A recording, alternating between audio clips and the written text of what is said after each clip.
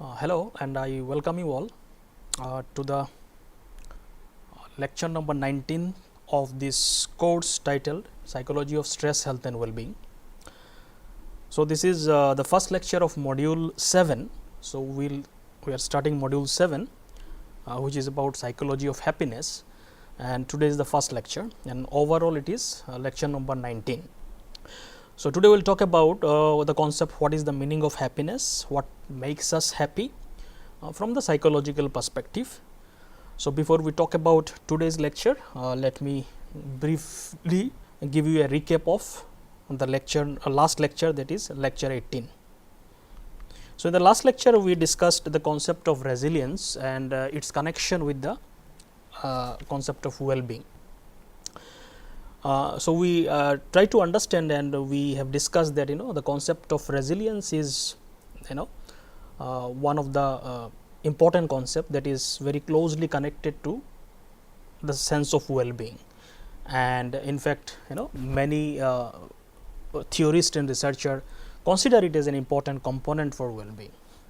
So, the idea of resilience is basically our ability to bounce back from an adversity or threat or a life crisis. So, it is our ability to bounce back, how quickly we can bounce back from an adversity of life or crisis of life and start functioning normally.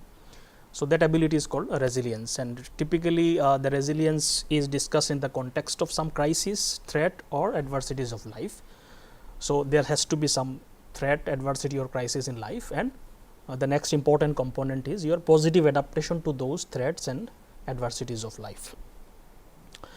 So, many researchers generally considers this resilience as both trait as well as process. So, some consider it as a kind of trait in the context, basically means that when we say something as trait, it is more like your personal quality, it is kind of characteristics of your personality. So, many researchers also look at resilience from that perspective. Many researchers looks at it as a process which depends on interaction of our internal factors and external factors, and many factors kinds of bring about your sense of resilience. But generally the idea is sense of resilience can be learned and developed. It is not something that we are born with. Then we have discussed the relationship between resilience and well-being. Mostly there is not a straightforward relationship in the literature, but most of the research shows that increase in the sense of well-being also increases our sense of resilience, primarily because certain component of well-being such as positive emotions, positive relationships, these are key ingredient for enhancing our sense of well-being.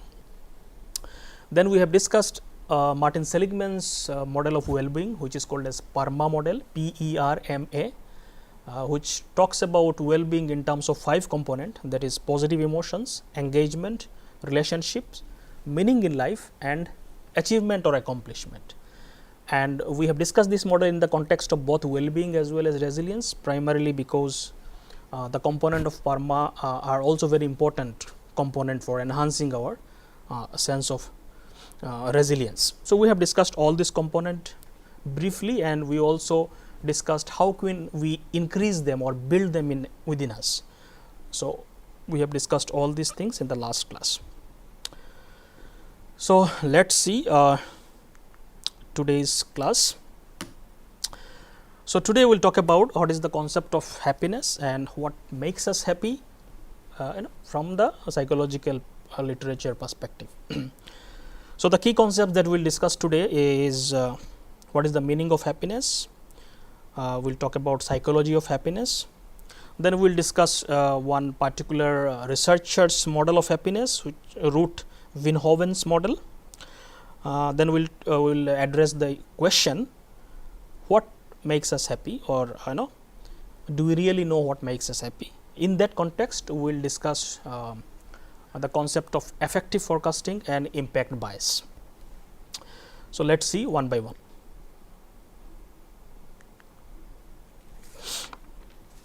So, the concept of happiness is something it is an universal goal that we all have.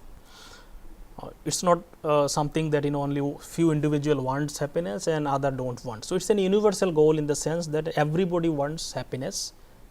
They are seeking it in different forms.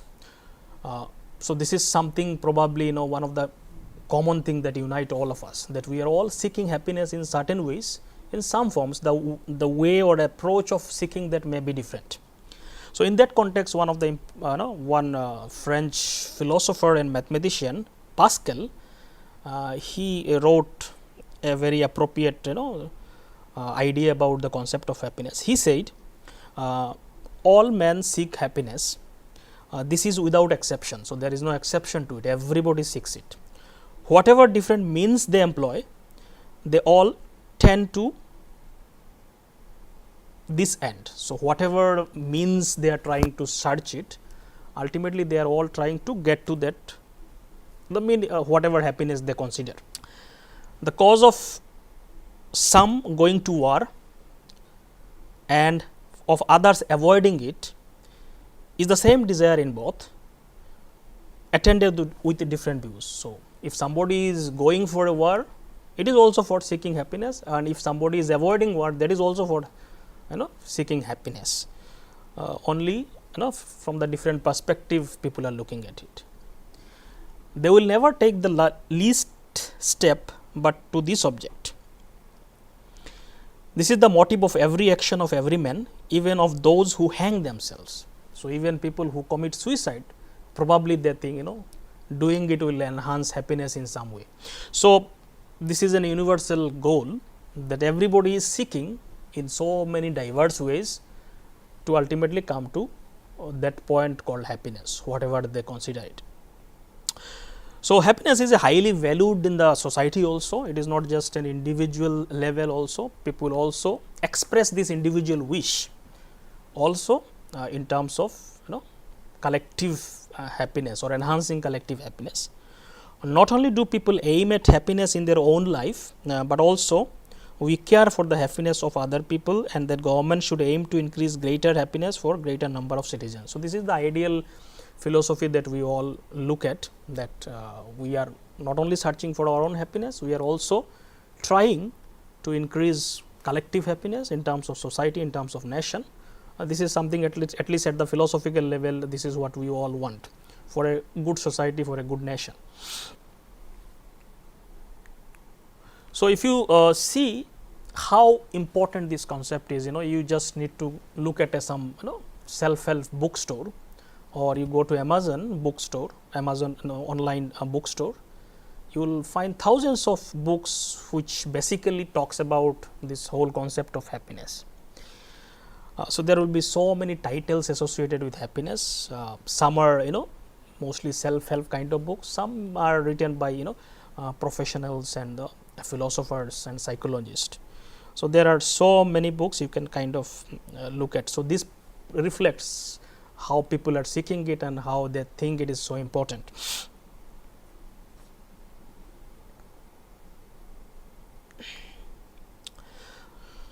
So if you look at the history of psychology, most of its history, psychology, somewhere we have also mentioned in the past lectures also, that psychology was mostly concerned with understanding disorders such as anxiety, depression, neurosis, obsession, etc., etc.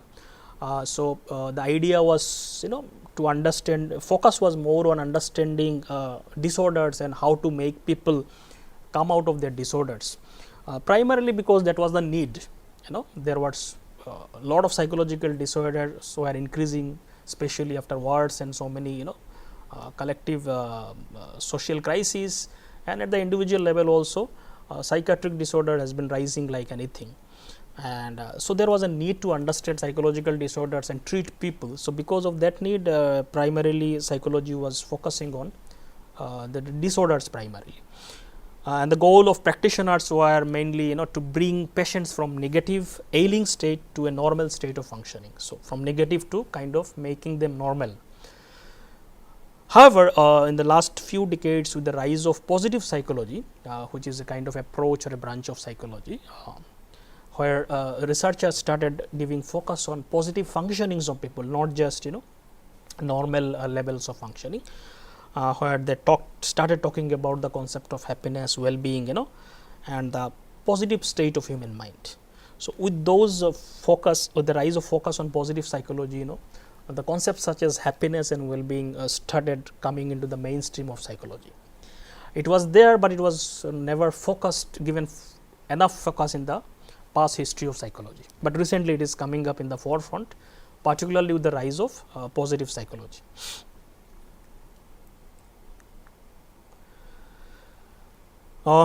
The study of happiness as a concept was primarily discussed, or was part of philosophy, or philosophers have been talking about the concept of happiness, the concept of good life, concept of well-being. These are primarily where under the purview of philosophical speculations and discussions.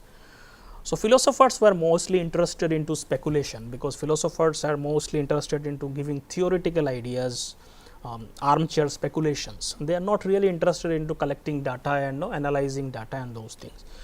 So, because it was primarily discussed in the philosophical in the branch of philosophy, it was mostly a speculative kind of literature was available for understanding happiness and well-being. However, with the rise of positive psychology, once the psychologists started getting interested into these topics, they started measuring this concept also, because one of the main difference between the philosophical approach and psychological approach is that psychologists are interested into collecting data and measuring and giving evidence based kind of theories. So, with the rise of interest in the concepts such as well-being and happiness in the field of psychology, and researchers started developing more reliable and valid measures to measure happiness. And because of this approach, in the last few decades, significant evolution of knowledge has happened in this area, particularly understanding the concept of happiness and well-being. Now, it is no longer just speculative; it is more data oriented. If you look at the literature in psychology. So, what is the meaning of happiness? People define the happiness. In their, everybody may have their own definitions. What is the meaning of happiness? So, we all may subjectively have many views about happiness. So I will give you some examples of what some philosophers how they defined it. So, Rousseau defined happiness means a good bank account, a good cook, and a good digestion. So, probably in a more humorous way he might have defined it. He is talking about happiness only in terms of money, food and health. Another philosopher said happiness is nothing more than health and poor memory. So, this is also another perspective what he said. So, if you have a good health and poor memory, means it is the memory that disturbs us so much, about we remember so many things and which keeps on disturbing us. So, if you have a poor memory in that sense, he is saying you will be happier. Mark Twain said happiness consists of good friends, good books, and sleepy conscience. So, it is because of conscience we feel guilty, shame, and so many negative emotions. So, probably a sleepy conscience can make you happy. Aristotle said happiness is the meaning and purpose of life, the whole aim and end of human existence. So, Aristotle defined it, happiness, in terms of meaning and purpose in life.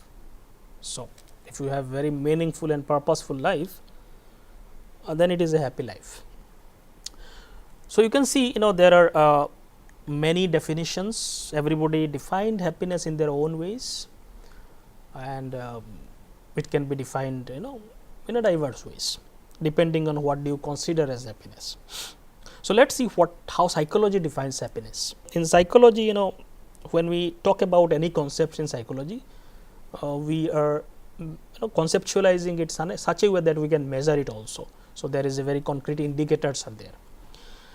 In psychology, generally we avoid the word happiness because it has so many connotations and people have so many ideas. As we have seen, people define it in so many ways.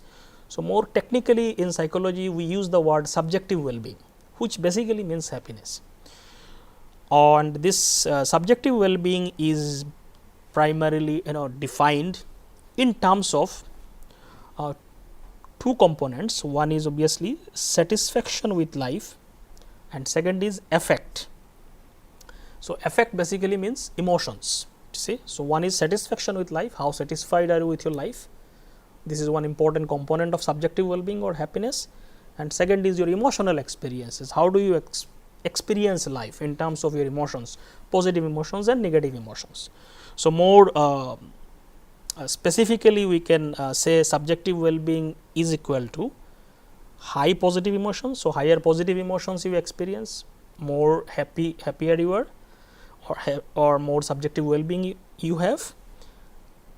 So, higher positive emotions, lower negative emotions, low level of negative emotions, plus high life satisfaction. So, this will determine your level of subjective well-being. So, if you have more of this, more of positive emotions, more of life satisfaction and less of negative emotions, your level of subjective well-being or happiness will be higher.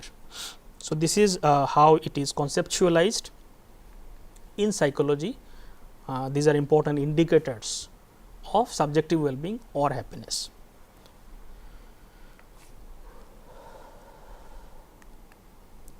So, a life satisfaction aspect of happiness is primarily talks about how you assess your life, how you evaluate your life in terms of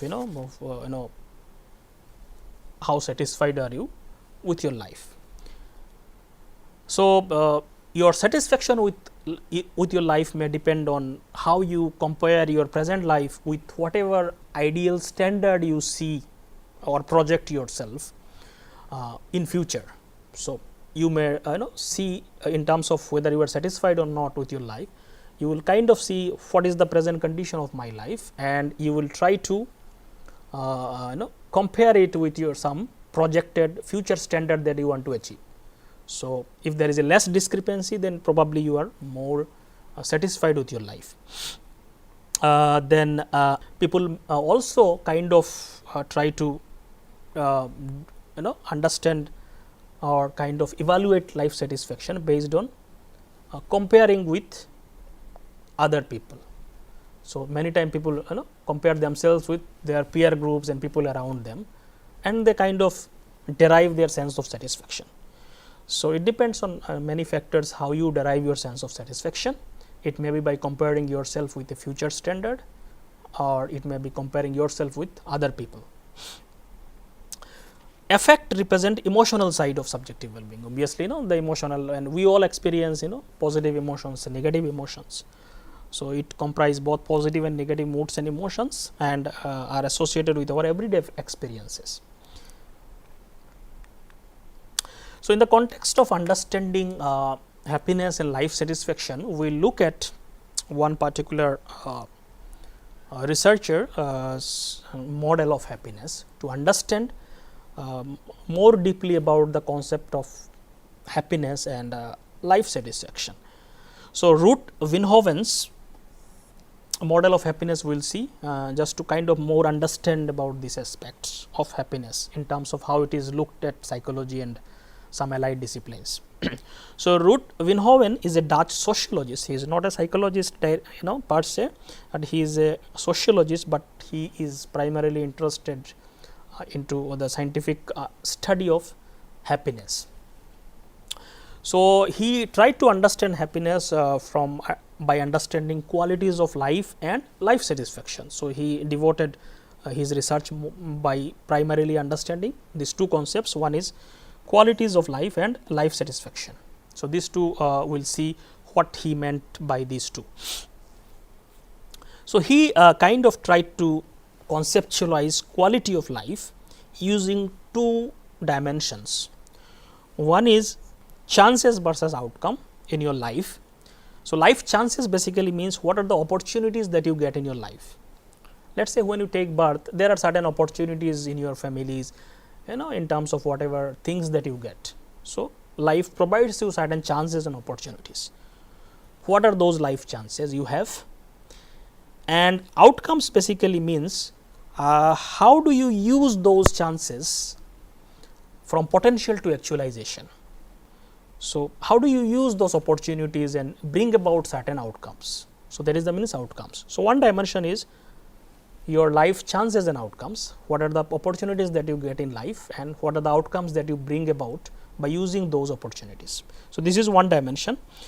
Second dimension is outer and inner qualities of life. So, there are certain outer qualities in terms of in our environment, what are the qualities of life that I get, and inner qualities means how do I, what is my psychological makeup in terms of how do I deal with problems and things, how do you look at life, what is my outlook about my life. So, these are included in the inner qualities of life. So, based on these two dimensions, chances and outcomes versus outer and inner qualities, Ruut Veenhoven said there could be 4 qualities of life by based on these two dimensions, interaction of these two dimensions.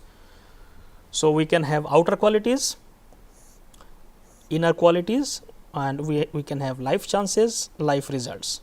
So, based on this interaction of these two dimensions and there are 4 sub dimensions, we can have 4 qualities of life. So, the first one is livability of environment.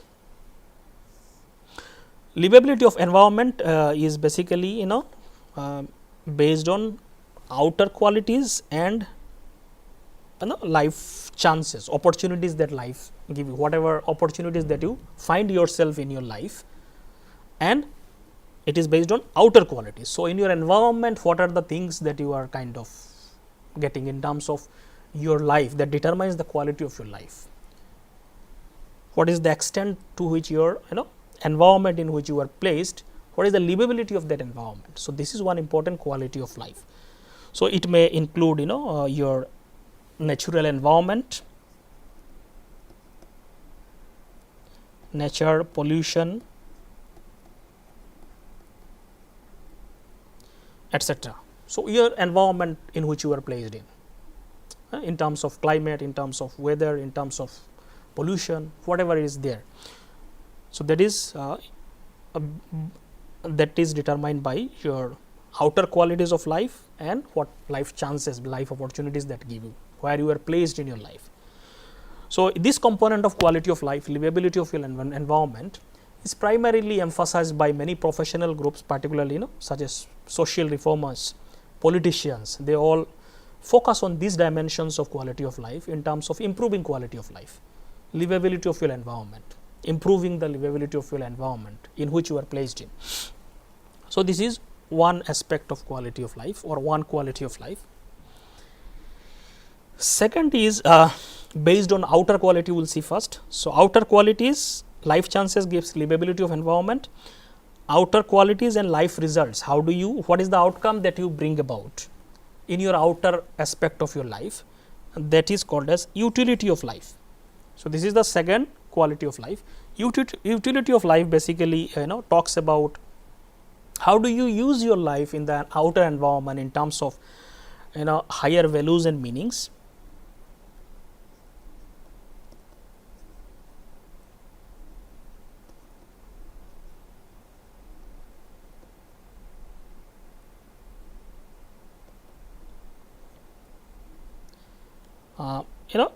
Such as ecological preservation,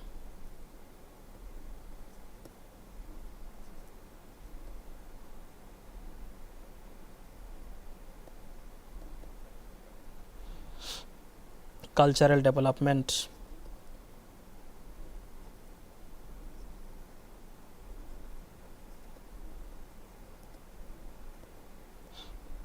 etc.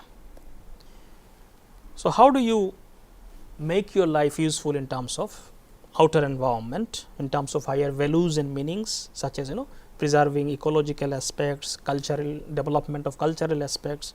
So, that is the meaning of utility of life, and that this is another important aspects of quality of life.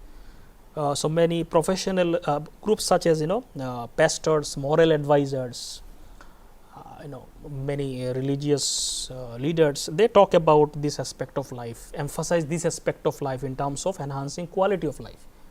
Use your life in terms of social service and those kind of thing.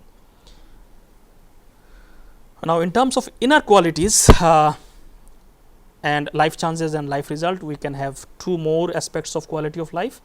So, one is called a life ability of the person. It is your inner quality based on how do you find yourself inside yourself. So, it basically talks about abilities to cope with different problems of life.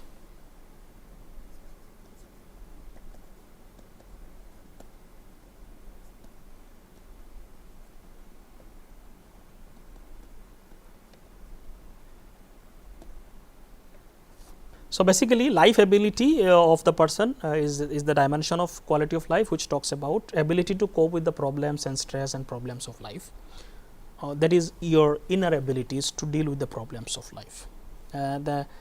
Many professional groups such as therapists, educators, they give a lot of emphasis on these dimensions of quality of life, to enhancing your inner abilities or life abilities to deal with the problems of your life. And the last one is a satisfaction with life. This is the dimension which Ruut Veenhoven talks about, that this is the dimension that is actually the concept of happiness is connected to this dimension. So, life satisfaction is basically the results of life in your inner aspect of your life. What is the result? So, that is how satisfied you are. That is basically talks about this is how satisfied are you with your life internally. This is same as happiness or subjective well-being that we talk about in psychology. So, how satisfied are you with your life is more important in terms of primarily defining happiness. Now, Ruut Veenhoven further said this satisfaction with life is not just one thing, there may be many dimensions to it also. So, he said similar to 4 qualities of life, there can be 4 satisfaction with life, 4 dimensions to it.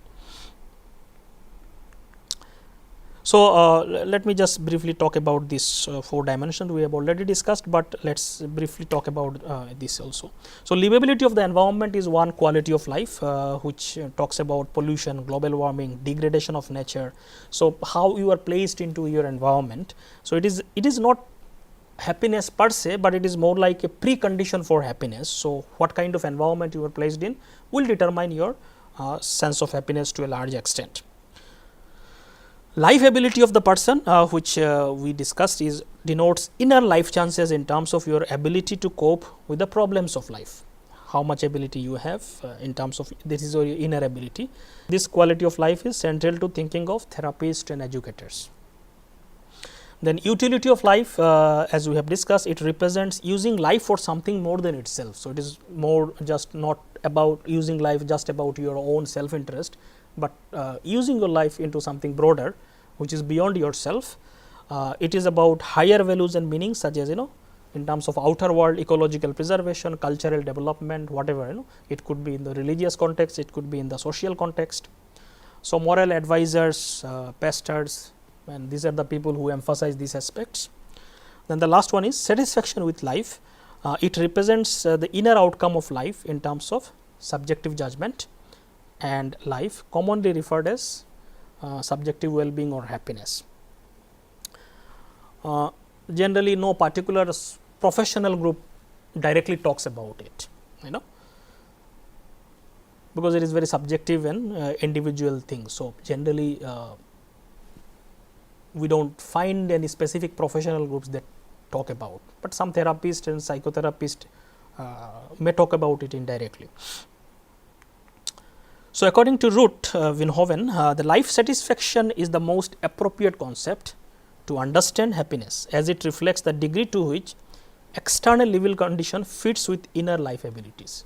So, this life satisfaction is most important in terms of understanding happiness, primarily because it reflects the degree to which our external condition fit with our inner abilities. So, if you are satisfied with your life, that means there is a fit between your external environment and your inner qualities. Now, as I have said, there can be a different, as Ruut Veenhoven said, so life satisfaction is not just one thing. So, there can be different dimensions to it also. So, there can be different meanings and aspects to the concept of life satisfaction. These meanings again can be divided based on two dimensions. One is life aspects versus life as a whole. So, your satisfaction may be based on one particular aspect of your life or one domain of your life, or is it or your life satisfaction is about your whole life. So, as life aspects versus life as a whole. So, your satisfaction can be about a domain or can be about life as a whole. So, this is one aspect. Second aspect is passing satisfaction versus enduring satisfaction. So, what is your satisfaction kind of in terms of temporary or temporal durability. So, is it like passing satisfaction or very temporary transient satisfaction, or is it enduring satisfaction which endures for a long time. So, based on these two dimensions, we can have four kinds of life satisfaction.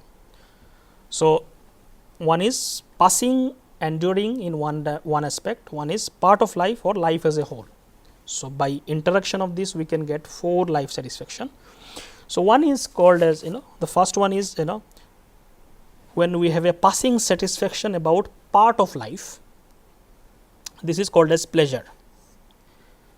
So, pleasure is about it is more like it could be mostly sensory pleasure.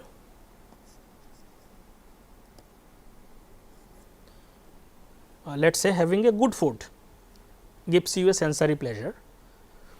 The pleasure could be intellectual pleasure also, such as reading a good novel or a good book, whatever you like. So, when you read that book, you get a lot of intellectual pleasure.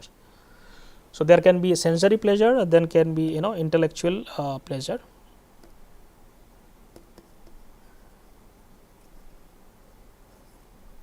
Intellectual pleasure such as reading a good interesting book. Sensory pleasure may include having a good food or something that gives you some sensory stimulation and pleasure. So, the idea is pleasure is very short term, it is passing. So, it will be very short term. So, after a brief amount of time you will no longer experience that. So, it is about parts. So, it is about reading something and getting some aspect of your life. It is not about your whole life. So, it is about part of your life and very transitory. Then when we talk about part of life and some enduring satisfaction, that is called as part satisfaction, which is basically enduring satisfaction with certain aspect of your life.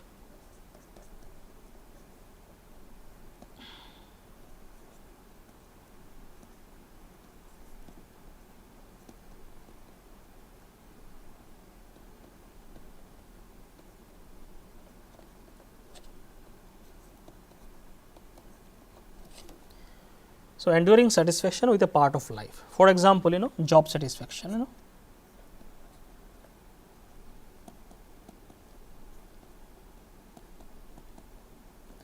So, you may be highly satisfied with your job, but you may not be satisfied with other aspect of your life such as family life. So, this is an example of part satisfaction, satisfaction with certain domains of your life, not every aspect. Then when we look at life as a whole, when it is transitory, this is called as top experience. So, top experience basically what Ruut defined it like passing satisfaction with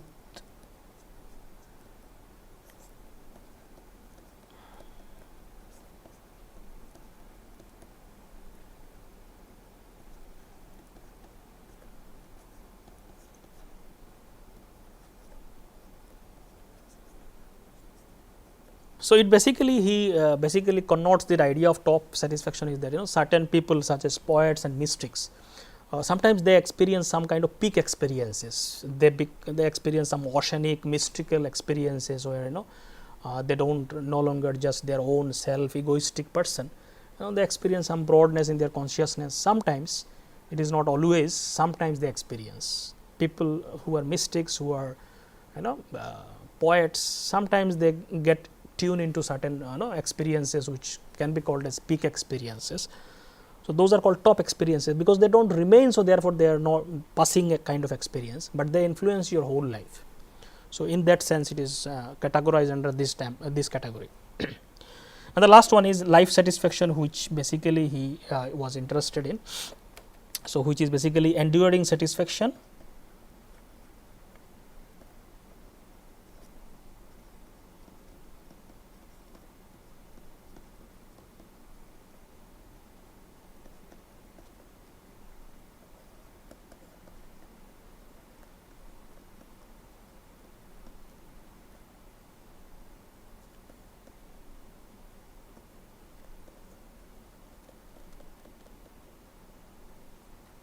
So life satisfaction, he typically defined it as a your satisfaction with the whole life.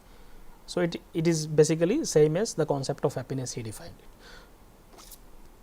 So these are again kind of briefly described here. Pleasure is about passing satisfaction with the part of life. It can be sensory, such as good food, or mental, such as reading an interesting book. Part satisfaction is it is enduring satisfaction with a part of your life. It is mostly concerned with a domain of life, such as job or work life. One may be satisfied with work life or job, but may not be satisfied with other domains such as family life. Top experience, it is about passing satisfaction about life as a whole. It may include intense oceanic experiences referred by some poets and mystics. And the last one is life satisfaction. It is enduring satisfaction with your life as a whole, which is also called as happiness. So life satisfaction is most appropriate as a public goal according to Ruut Veenhoven. Enduring satisfaction is clearly more valuable. How? Because more valuable than passing satisfaction, because passing satisfaction are not really reliable. You may be satisfied today and dissatisfied next day. So those things may not mean much in terms of policy implications. So life satisfaction or as a whole more enduring is more relevant for making policies and other thing. So in psychology, this is how happiness is conceptualized, mostly in terms of life satisfaction as well as your emotional experiences. So mostly the indicators are this. So people measure, researcher measures the emotional experiences of the people in terms of their positive emotions, negative emotions, and they also measure their satisfaction level with their life. So that determines the concept of happiness as well as subjective well-being. Now let us see the next question, which is relevant in the context of happiness, is do we know what makes us happy? So do we really know what makes us happy? Or if I ask this question to people, or anybody, do you know what will make you happy in your life? So just generally we have certain projections in our life about certain things in future. If I get that, I will be happy. So some people may say it's about relationship. If they have a good relationship with someone, they may be happy. Some people may say if they get certain job, they will be happy. Some people may say if they get more money, they will be happy. Some people may have losing weight as a target. Some people may be looking better and younger as a target for happiness. Some people may have getting babies and kids may be a target for happiness. So we all have many ideas and many targets that we project in future, and if we get them, we think that we will be happier. Now the question is, this is how we kind of, if I ask people in general, so they kind of project it like that. However, interestingly, in the area of psychology, certain phenomena shows that we are not very good at predicting what about the emotional consequences of future events. So in that context, there is a two concept that we will discuss. One is called as affective forecasting, and another is related to that is called impact bias. So, the question is, will you become happier if your all wishes come true, wishes about future too, or can we really predict what will make us happy in future? Effective forecasting is a concept that tries to understand this question or try to address this question. So, effective forecasting includes about basically prediction about emotional reactions to future events.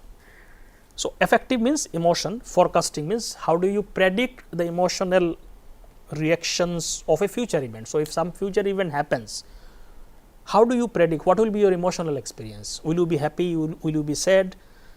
So, we can predict, we try to predict a lot of things in terms of emotional consequences in context to certain future events. This is called as effective forecasting, predicting about the emotional consequences of certain events in future.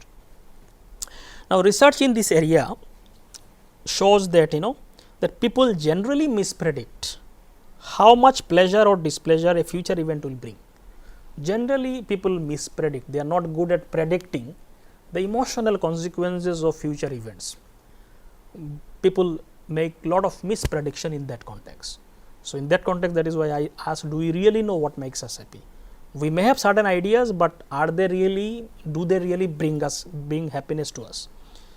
Effective forecasting says many times, most of the time, or at least regularly people mispredict.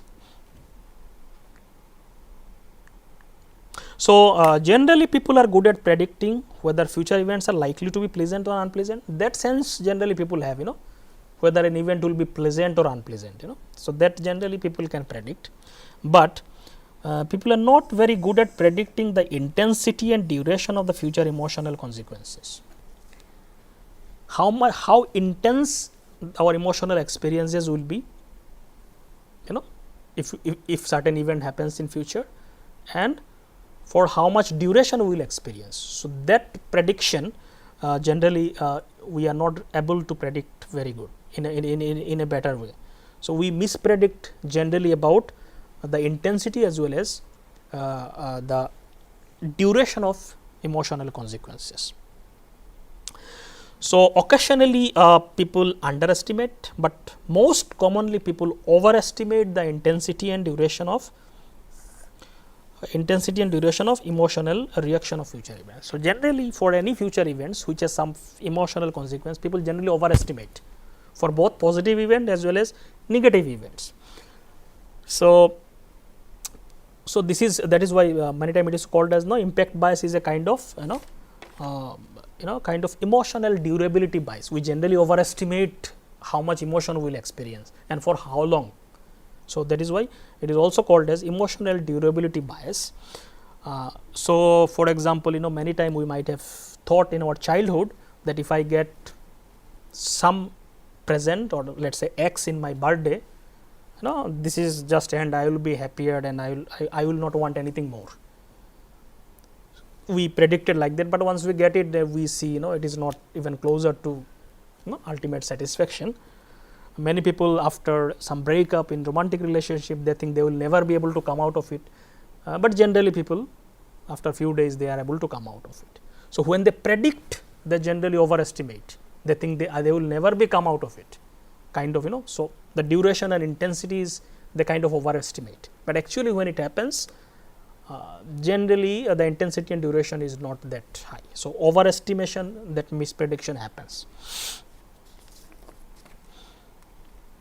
So, this phenomena is called as impact bias. Impact bias. So, impact bias is the error that people make by overestimating the intensity and duration of their emotional reaction to future events.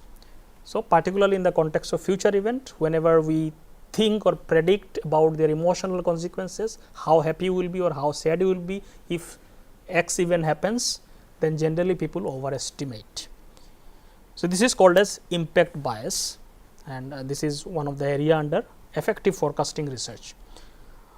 People like Wilson and Gilbert and some of their colleagues have done a lot of research in that area. And this impact bias research shows that happens for both positive and negative emotions. So, it happens for both cases.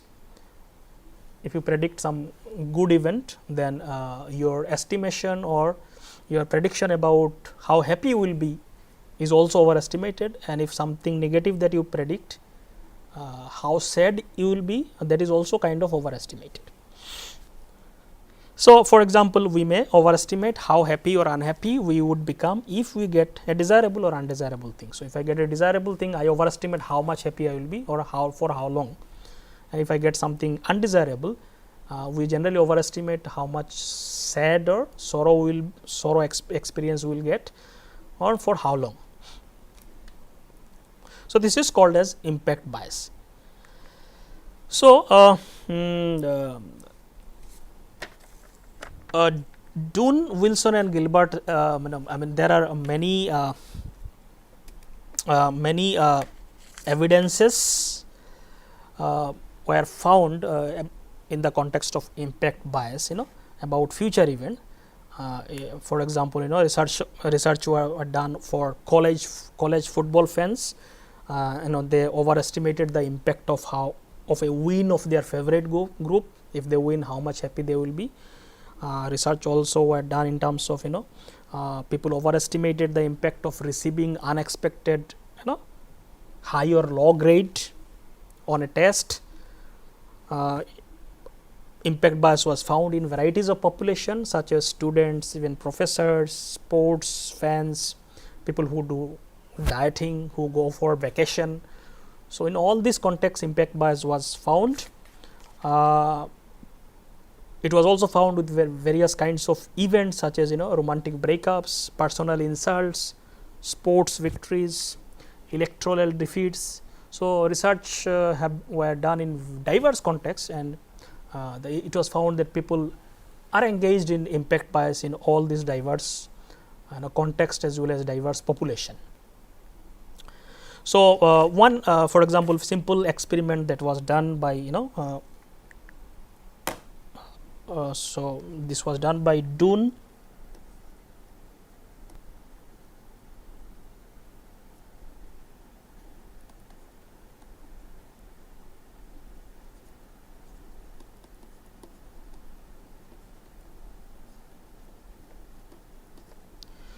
So, for example, I will just give you a small example.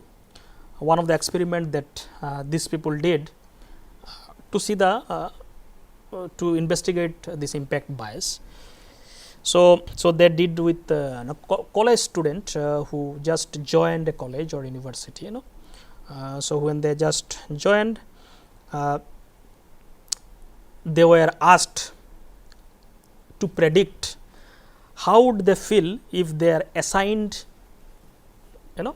desirable and undesirable dormitories. So, they came. So, they generally after once the student joins in an institute, they are assigned certain hostels and dormitories.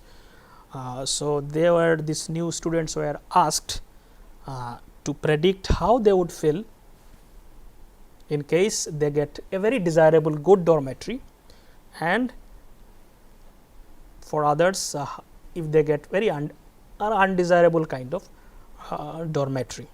Because when the student join, this becomes very important for how they experience life in the college and other things.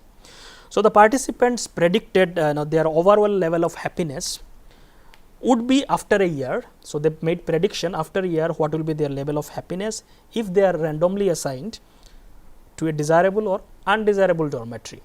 So, they were asked to predict after 1 year what will be your level of happiness if you were assigned in some cases desirable dormitory, and if some other cases if you are assigned very undesirable kind of dormitory which you do not like, and those kind of thing.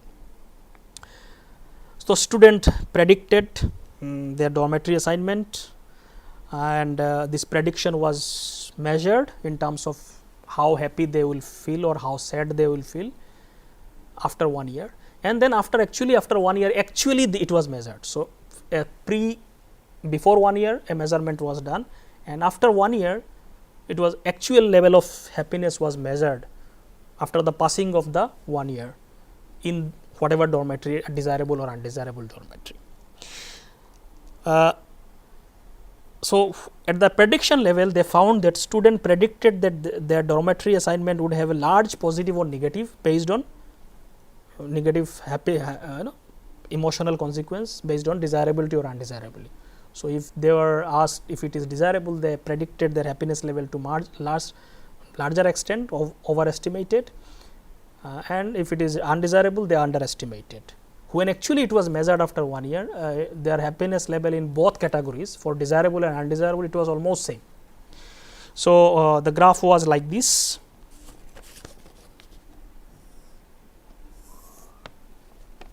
So, this side it was happiness level, they measured their whatever projected happiness level in terms of certain score.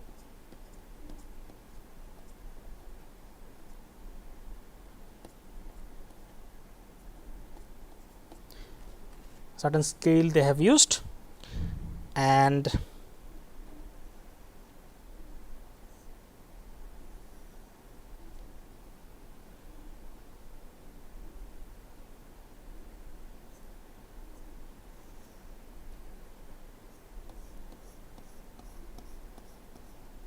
for desirable dormitory category,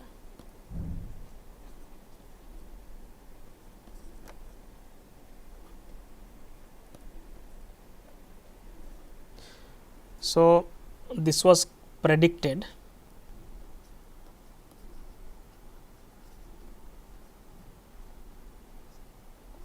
This was actual level of happiness after 1 year. In case of undesirable,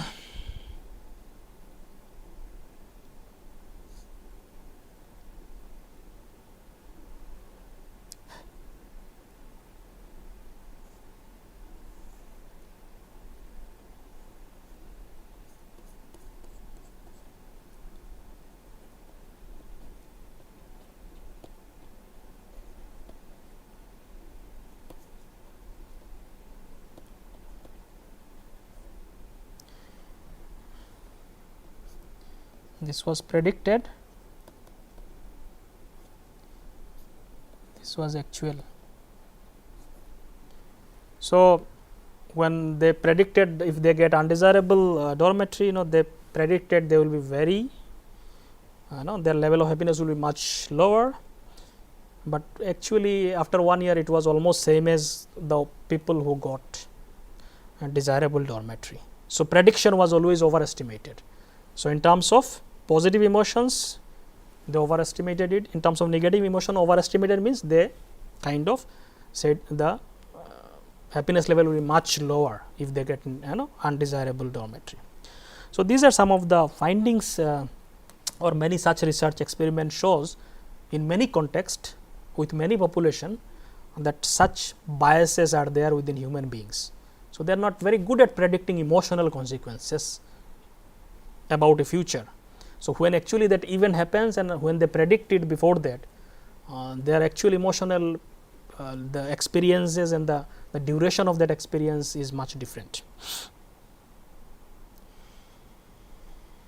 So, what could be the causes behind it? Why we are not very good at predicting the emotional consequences of a future event? So, researchers tried to find out the causes behind it. So, one of the cause that the researcher said why this happens is called as foercasting. Foercasting basically means it is the tendency to overestimate how much we will think about the event in the future and to underestimate the extent to which other events will influence our thoughts and feelings. What is the meaning of this is that whenever we predict something in future, we are only focusing on that event.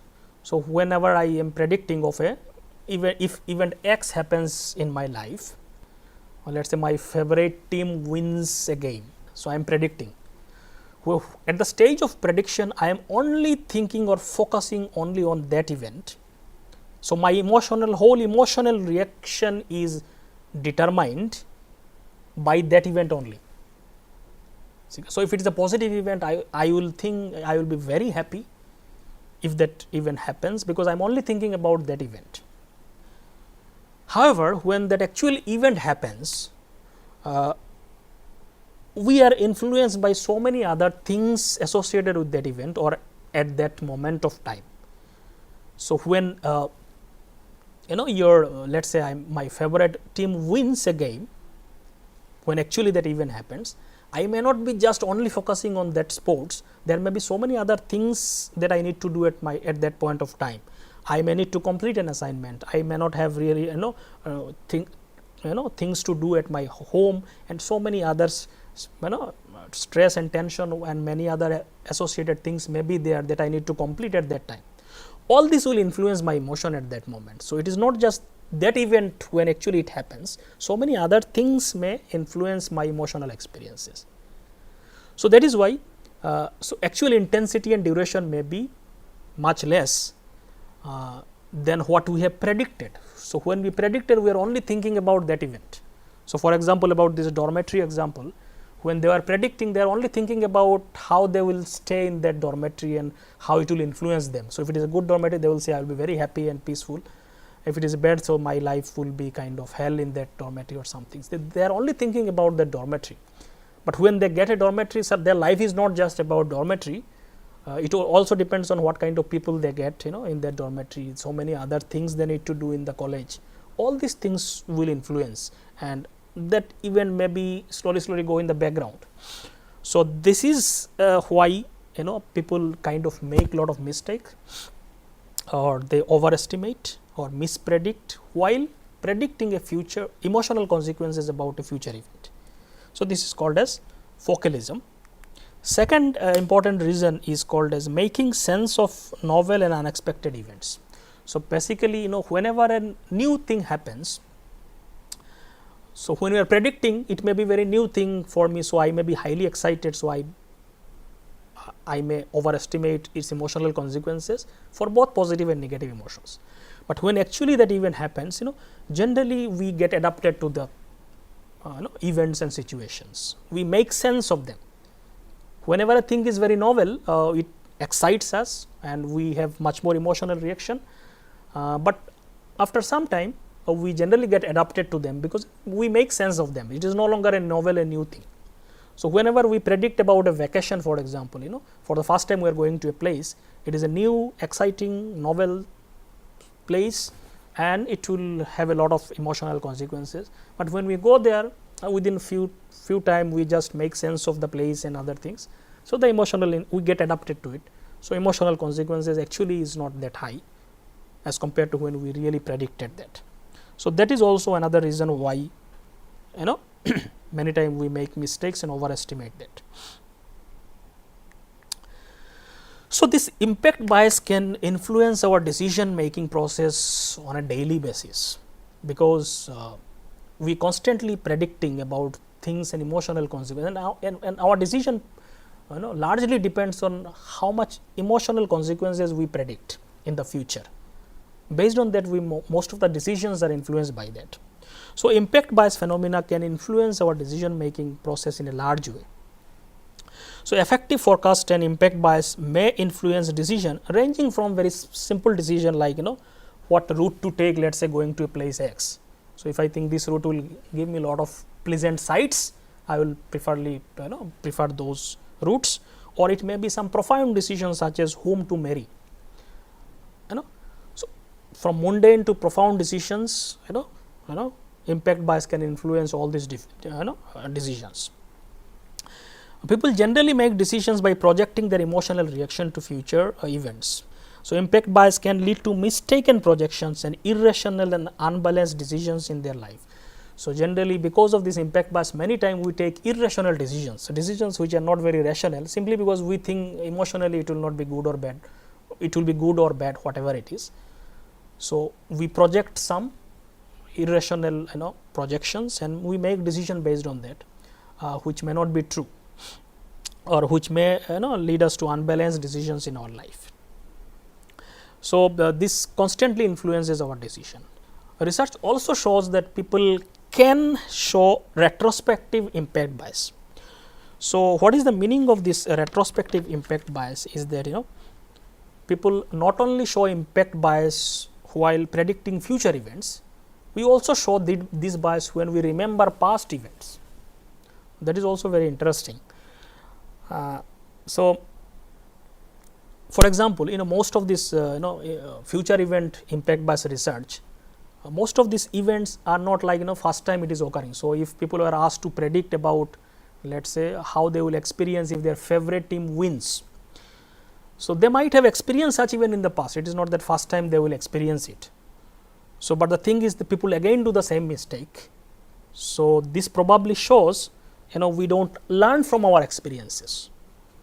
So, many people of lot of the studies that we have discussed, people predicted impact of an event they had already experienced in the past, but still they make same mistake while predicting future events.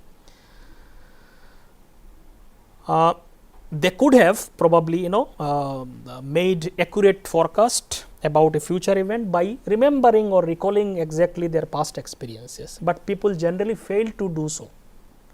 They are not able to recall their past experiences, emotional consequences properly while predicting future events, because most of the events are recurring in our life. It is not that only in sometimes only few events happens which are happening for the first time. Many events happens repeatedly, and we still make lot of mistakes. So, we do not learn from our experiences in that sense. So, researchers tried to find out the reasons why that could be also. So, in case of retrospective impact bias also, one reason could be focalism. This is probably why people fail to remember while they remember certain past emotional event. They fail to remember the context and other things that influence them at that time. So, while they remember their past emotional events, they still remember only that event. So, though they fail to remember the context and other events that are was influencing them at that time. So, focalism could be also reason for this retrospective impact bias.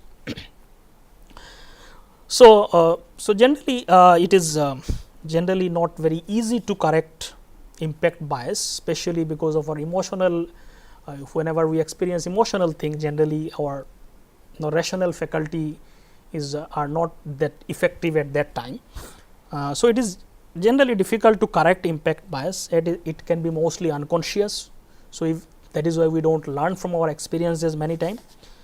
However, we can reduce this impact bias obviously by inculcating or practicing more rational thinking and analyzing things, especially how they have happened, or even in the past case how other things have influenced, or in future you can analyze it how other things may influence when making a decision, not just think about that event. So, other things around that or associated with that particular event, how that will influence, we can kind of consciously bring and think about that to minimize those impact bias and take more rational and effective decision making.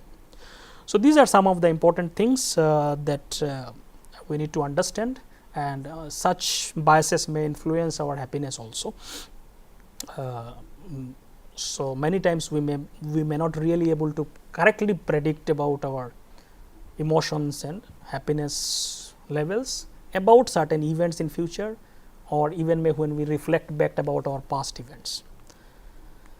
So, with this I will end today's lecture. Thank you.